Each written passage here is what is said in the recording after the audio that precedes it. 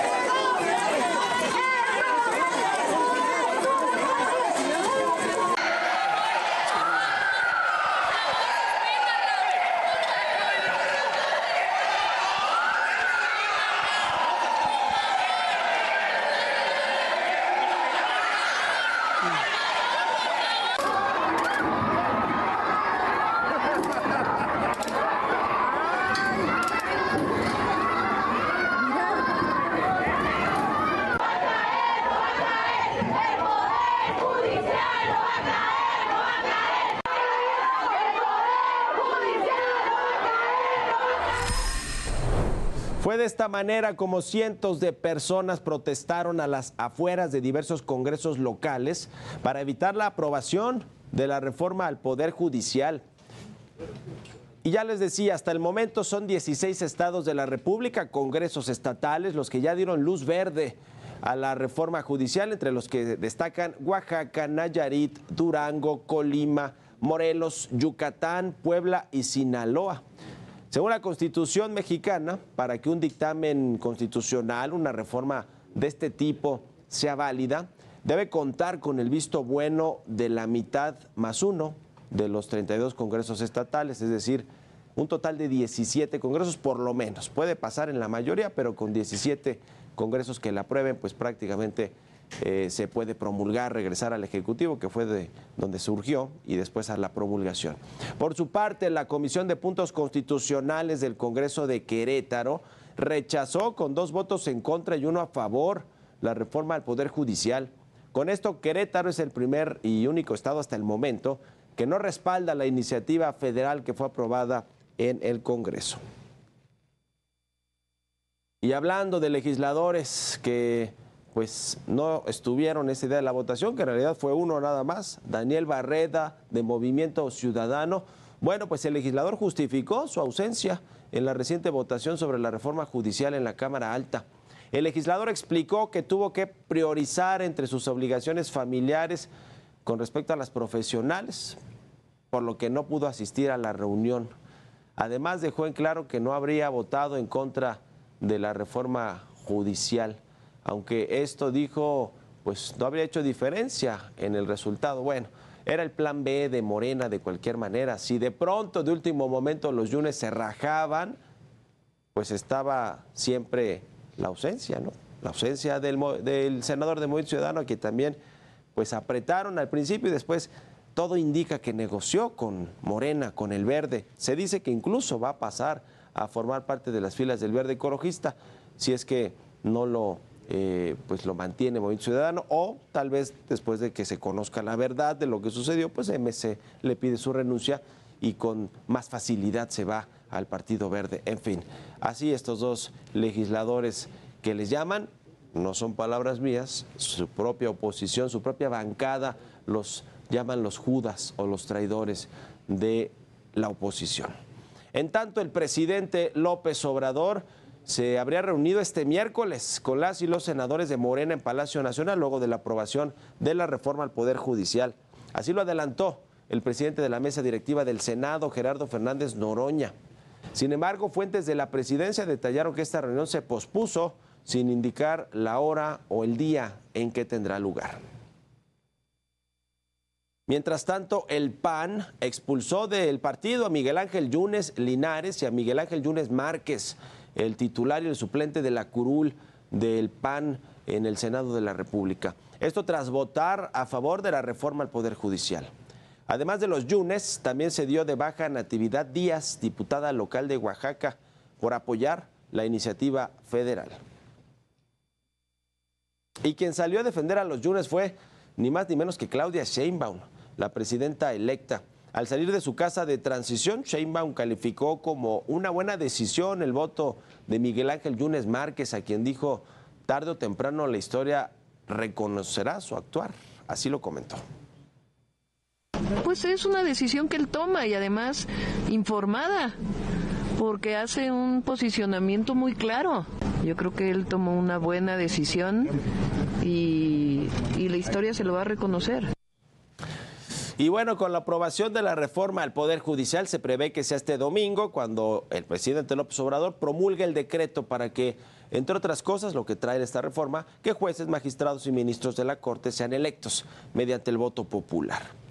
Por lo que el INE comenzó a organizar ya la primera elección judicial en el país, la cual, a decir de Guadalupe Tadei, se realizará en junio del próximo año. Vamos a platicar al ratito con la presidenta del INE sobre pues la carga que tendrá este instituto, que de por sí pues de pronto le hace falta presupuesto o le cuesta trabajo organizar las elecciones, como sucedió ahora en esta del 2 de junio, digamos por la complejidad que tiene el país y pues la complejidad para instalar casillas en todos los municipios y distritos electorales. Bueno, pues vendrá ahora esta enorme tarea de organizar elecciones de jueces y magistrados. Y justamente sobre la organización de estas elecciones, la presidenta electa Claudia Sheinbaum explicó cómo se cubrirán los gastos, así lo dijo. Sí, en la reforma está la desaparición de los fideicomisos de esos, no se les olvide, del Poder Judicial, de la Suprema Corte. ¿De cuántos estamos hablando? Creo que son 3 fideicomisos, pero lo reviso para tener la certeza.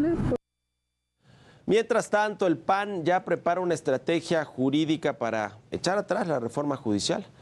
Noemí Luna, coordinadora del partido en la Cámara de Diputados, adelantó que se trata de diversas acciones jurídicas en contra del dictamen impulsado por el gobierno federal.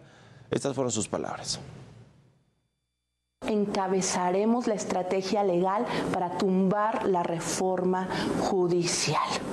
Interpondremos juicios de amparo en contra de la aprobación del dictamen en la Cámara de Diputados para impugnarlo.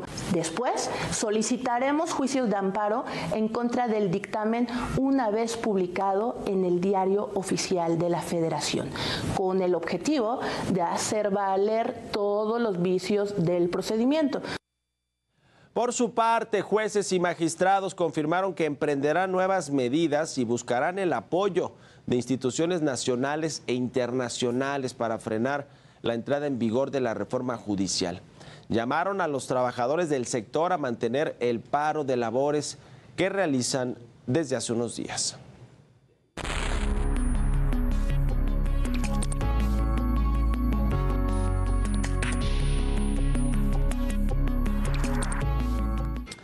Se aprobó la reforma judicial, falta un congreso estatal, es prácticamente un trámite para que el presidente López Obrador pueda promulgar, mandar esta reforma constitucional a su publicación en el Diario Oficial de la Federación y luego, ya le decía, en la celebración del grito de independencia este 15 de septiembre, este domingo, seguramente estará presente viva la reforma al Poder Judicial o una cosa por el estilo, por lo menos lo nombrará, hará, digamos, pues sí, hará alusión a este acto que el presidente considera pues una de las reformas históricas de su administración. Hay quienes lo consideran todo lo contrario, una reforma histórica para mal, porque pues va en contra de la institucionalidad del país, de la división de poderes, del equilibrio de poderes, de contrapesos, que es lo que le da vida a una democracia. En fin, con las formas además con las que presionaron a legisladores a cambio pues de su voto para aprobar esta mayoría constitucional y aprobar la reforma. En fin, todo lo que sucedió no fue un proceso para nada aseado, para nada muy democrático que digamos, ni incluyente, fue autoritario. Y autoritario será lo que nos dijo ayer Gerardo Fernández Noroña, que en las leyes secundarias, que es donde tienen fincadas las expectativas y las esperanzas los empresarios, los trabajadores del Poder Judicial, los inversionistas, nuestros socios comerciales, las calificadoras de riesgo, de que van a poderse dar la reglamentación adecuada de los filtros que deben de tener para la elección de los jueces, magistrados y ministros que sean de carrera judicial. Bueno, ayer nos dijo Gerardo Fernández Noroña que no va a haber flexibilidad en este asunto de que sean la mayoría de los cargos de los altos cargos del Poder Judicial, de los que van a ser elegidos por el voto popular, que la mayoría de los candidatos sea de carrera judicial. Pues no, dijo Gerardo Fernández Noroña, no van a poder participar todos los abogados que tengan interés de ser jueces, magistrados o ministros, y que va a haber ciertos filtros para que lleguen buenos perfiles, pero pues la realidad es que esta esperanza que tenía la oposición y los trabajadores del Poder Judicial, ya le decía, empresarios, inversionistas, calificadoras, socios comerciales, pues no le van a dar entrada. Todo indica que con la misma dureza, con el mismo autoritarismo que aprobaron la reforma en la Cámara de Diputados y en el Senado, con ese talante de rudeza contra la oposición que representa de los que fueron a votar 22.5 millones de mexicanos, pues que no les van a hacer caso y que van a poner las reglas, la implementación de la reforma judicial, que es lo que viene en esta legislación secundaria, pues como lo quiera Morena, como sea su proceder o como lo quiera el presidente López Obrador, que por cierto apresuró también toda esta discusión por lo que ya le decía, para que el domingo 15 de septiembre, cuando salga al Palacio Nacional a agitar la bandera mexicana y a dar los campanazos, pues pueda decir que viva la reforma del Poder Judicial de la Federación de la 4T. En fin, pues bueno, veremos cuáles son los efectos, las consecuencias de todo esto en los mercados, en el tipo de cambio, que por cierto no ha reaccionado mal, tiene más que ver, ya nos dirá al rato Roberto Aguilar, con la apreciación que ha tenido el dólar a nivel mundial con respecto a todas las monedas del mundo. Pero bueno, finalmente tampoco, hay que decirlo, una desbandada de inversionistas, porque ya lo habían descontado, tiene un 17% de depreciación o de evaluación el peso en lo que va del año. Entonces, los inversionistas anticiparon, descontaron, fueron descontando que la reforma iba a pasar. El problema es que más allá de que se vayan las inversiones, que pues los empresarios que tienen inversiones físicas, plantas, fábricas, líneas de producción, tiendas, etcétera, pues no van a agarrar sus cosas y se las van a llevar a otro lado, porque además el país no se va a acabar con la reforma judicial, claramente.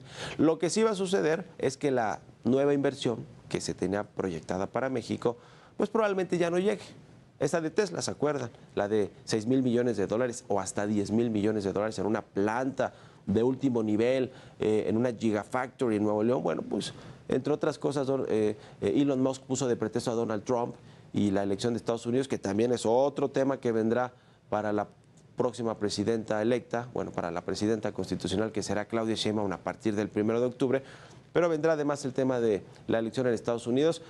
Sin embargo, el pretexto de Elon Musk también tiene que ver con la reforma judicial. Y así muchas otras inversiones, ya ven lo que dice en el Wall Street Journal, 35,000 millones de dólares en inversiones de empresas de Estados Unidos están en pausa, suspendidas porque quieren ver pues cómo va a implementarse esta reforma al Poder Judicial. Primero, si pasaba, ya pasó, y cómo va a implementarse ahora todo este tema.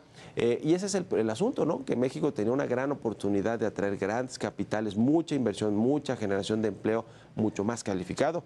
Y ahora lo que nos vamos a quedar pues es en la medianía, donde no va a haber ni crisis necesariamente, hay quienes sí hablan de una recesión en puerta, pero tampoco bonanza, crecimiento económico y crecimiento del empleo a niveles históricos, con llegada de nueva inversión, porque pues los inversionistas no tienen hoy confianza de lo que vaya a suceder en México.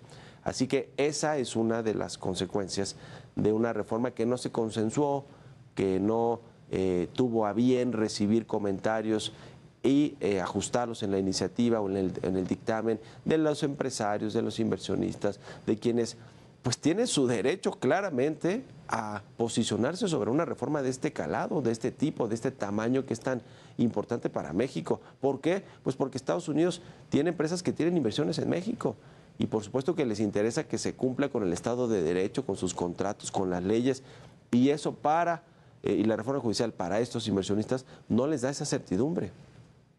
Tienen la voz para poder pronunciarse al respecto, aunque no le gusta al presidente del observador. En fin, ya iremos viendo poco a poco las consecuencias y los efectos de esta reforma al Poder Judicial.